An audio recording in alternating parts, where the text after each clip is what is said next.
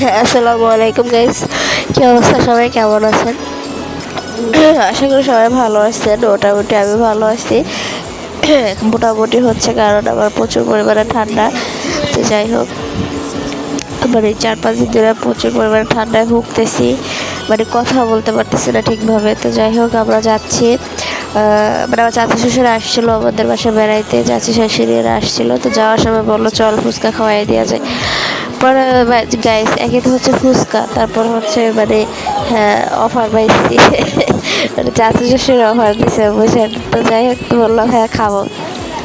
তো তারপর গেলাম। তো আর ফুচকার দোকানটা হচ্ছে আপনার আমার বাসার একদমই কাছে। তো ওই ফুচকার দোকানটা হচ্ছে সব সময় মানে সিরিয়াল থাকে। তো আমি যখনই যাই খাইতে তখনই সিরিয়াল থাকে, জানি না আজকে কি আছে। তো যাই হোক, মানে যাইতেছি। তো গাইস, অলমোস্ট হচ্ছে ফুচকা দোকানের সামনে, দেখেন ফুচকা দোকানের ভিতরে মানে পুরুষ লোক তাও বসে খাইতেছে। তো এর জন্য আবার দেখেন সামনে ঝগড়া লেগে গেছে। তো এই আমার চাচি শাশুড়ি আর আমি, তো আমার চাচি শাশুড়ি বললো যে গাড়ির ভিতরে বসে খা।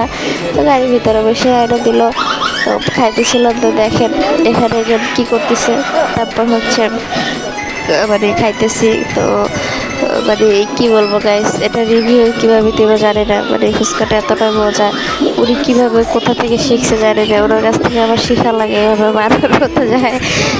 মানে অনেক মজা এক কথা, এর জন্য আর কি বলতেছি। আর ফুচকা খাইলে আমি এখানে এসে খাই, আদার্স কোনো জায়গায় যাই না, এই জায়গার ফুচকাই আমি খাই।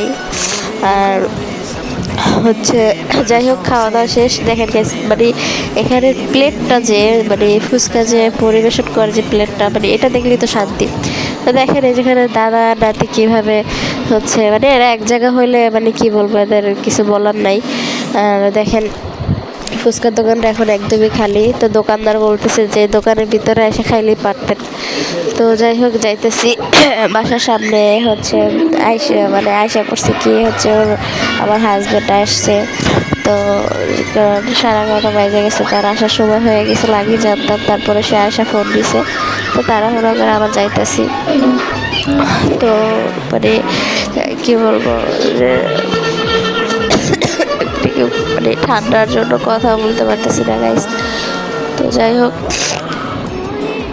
মানে যাইতেছি। তো মানে কি বলবো, কিছু বলার নাই। তো মানে বাসার সামনে এসে বসছি, এই যে আমাদের বাসার মানে গলির ভিতরে মাত্র ঢুকছি।